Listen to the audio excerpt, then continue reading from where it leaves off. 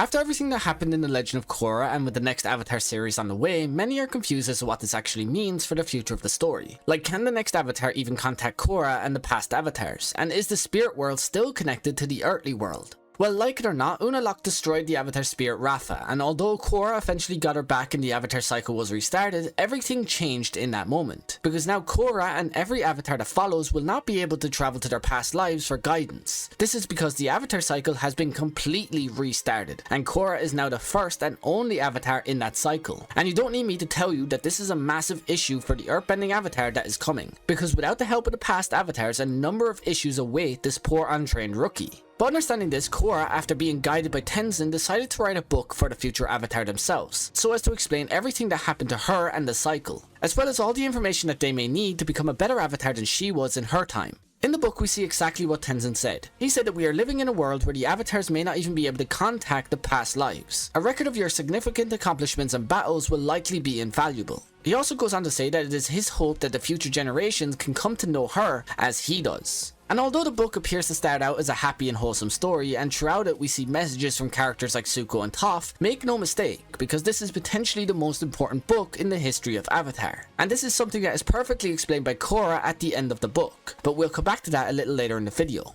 We start off with the first page explaining how she began her journey in Republic City, explaining the battles and hardships that she faced along the way. And she explains that no matter the advice she received growing up, it wasn't until she was faced with Republic City and the people within it that she truly understood her importance in the world. Now, this is something that we actually saw firsthand when watching Korra, so we understand completely what she is actually talking about in this section. She goes on to explain the Avatar spirit animal, and how every Avatar tends to have their own spirit animal to travel and help them along the way, which is one of the more pointless additions to the book, but it's there, so let's mention it.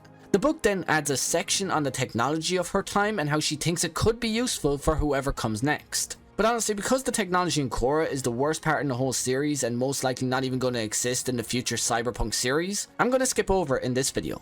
I'll leave the pages on the screen, so if you want to read them for yourself, just pause the video here.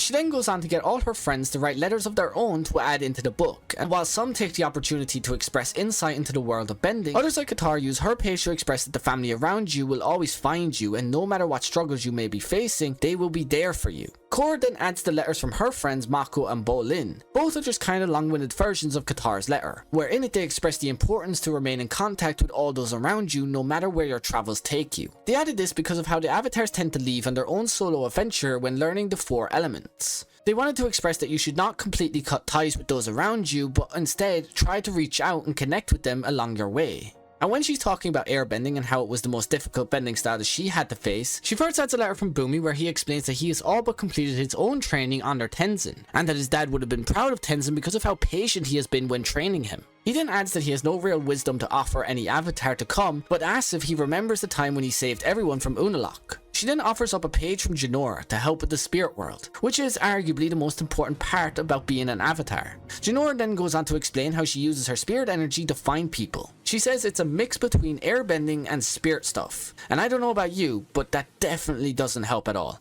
Korra then goes on to explain one of the most important parts of the spirit world that she learned from Uncle Iroh. It's that the spirit world is influenced by those who enter. She says that it can be a nice place filled with beautiful greenery and mountains where all sorts of spirit animals can reside. Or it can be a dark, gloomy forest full of evil and angry spirits. It is completely down to you, which is honestly the scariest part. Next, we see one of the most important additions in the entire book. It is the full story about the first Avatar Wan. It talks about absolutely everything that we know about him, from the very basic beginnings that he had to how he even became the Avatar. It also dives briefly into the light and dark spirits Rafa and Vato. And the reason as to why this is one of the most important sections in the entire book is because the earthbending Avatar that will follow Korra will have no other way of getting to know this knowledge. They will not have the connection to the spirit cycle. They will not be able to ask the past Avatars all this information. The only way for them to actually have a chance of receiving this information is through the book that Korra is writing for them, as she is the only one with a potential means to contact him. And as interesting as this story once was, at this point I don't know about you, but I've heard it so many times that I'm just not going to cover it in this video. We then see the appearance of Toph in this book, and Korra goes on to explain that meeting her was a very humbling experience, and one that really led her to self-improvement. She first adds that Toph said that she was the worst Avatar that she had ever met, and then adds how Toph taught her to move forward from her scary and dark past, by first moving forward and letting go of the fear connected to that past. And this is a very important part of every Avatar's story, as they all tend to end up suffering from regret or past mistakes.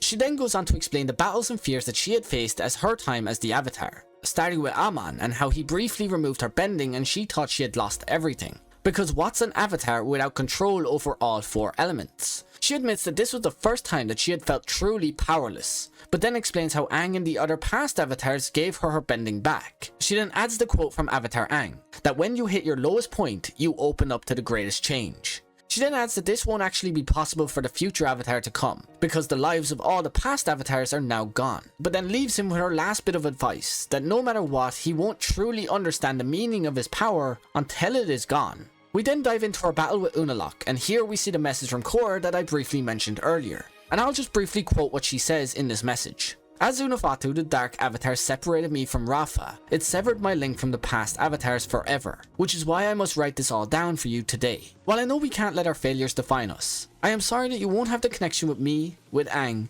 and with all of your lives that you've lived before. I can never replace that, but luckily with the help from Jinora, I was able to stop Unafatu. For just as light can never truly be free of darkness, the darkness can never truly be free of the light.